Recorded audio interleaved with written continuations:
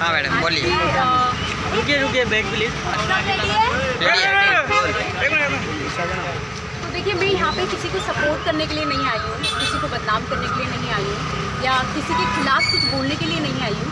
मैंने जो देखा है, जो सुना है, जो अपने आँखों से देखा है, वो कभी झूठ नहीं हो सकता। आप लोगों ने देखा होगा कि राखी ने आज तक जो भी कुछ किया है, हमने सिर्फ सुना है, हमने सिर्फ न्यूज़ देखी है, चीज़ें देखी हैं।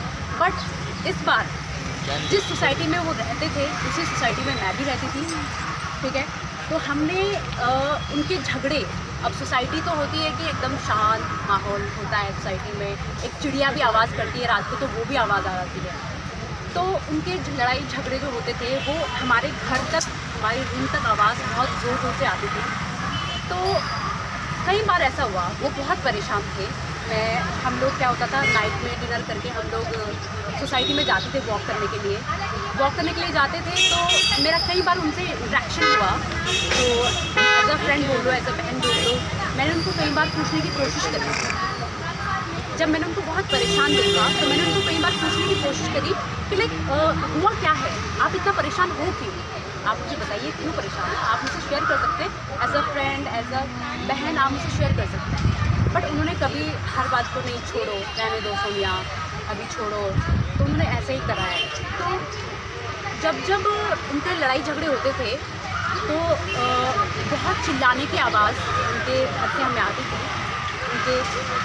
मुझे कभी कभी तो ऐसा लगता था कि वो आदिल के साथ नहीं, लाइक किसी और के साथ झगड़ा कर रही है। तो आई थॉट कि इतना झगड़ा वो कर किसके साथ रही है।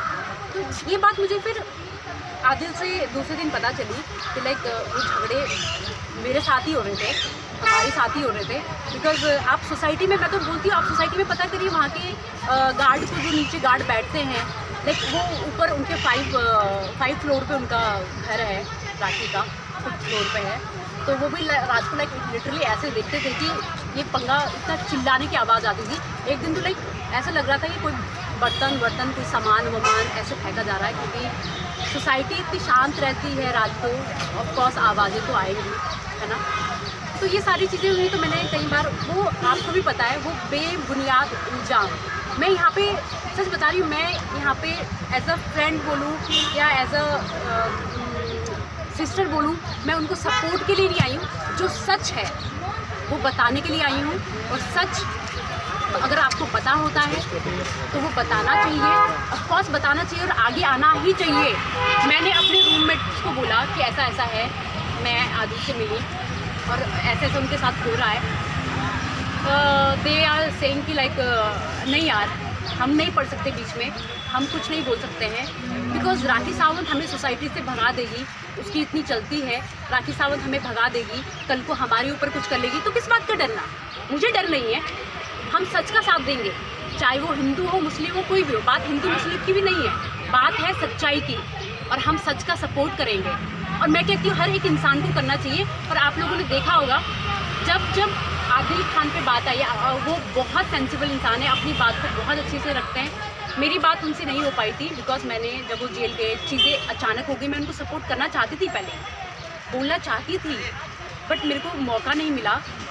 मेरे को क्योंकि चीज़ें ऐसी हो गई कि अचानक से हमने फ़ोन में देखा कि आदिल को अगले दिन जब वो आई थी बिग बॉस से, जब राखी सावंत आई थी, तो उसके बाद ही ये सारा चीज़ें हो गई, उनकी फ़ोटोज़ वायरल हो गई, ये सारी चीज़ें, उनकी जेल हो गई, तो कभी मौका नहीं मिला।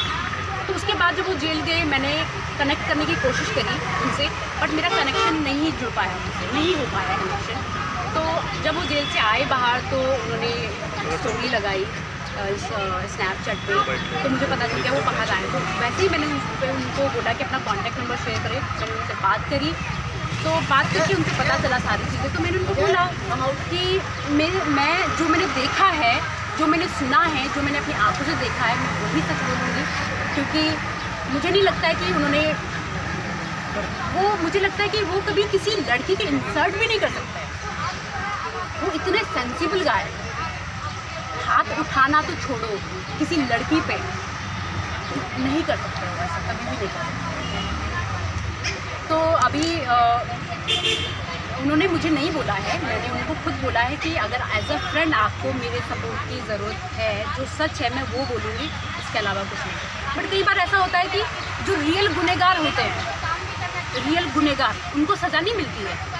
जो बेकसूर होते हैं उनको ऐसे लोग सज़ा क्यों देते हैं? और जहाँ तक सच की बात है, हम खड़े हैं, जहाँ पे भी सपोर्ट उनको पड़ेगा हम बोलेंगे, क्योंकि हमने ये हमारे कानों से सुनी वाली बात नहीं है, हमने देखी हुई चीज़ें हैं, तो हम उनका सपोर्ट करेंगे।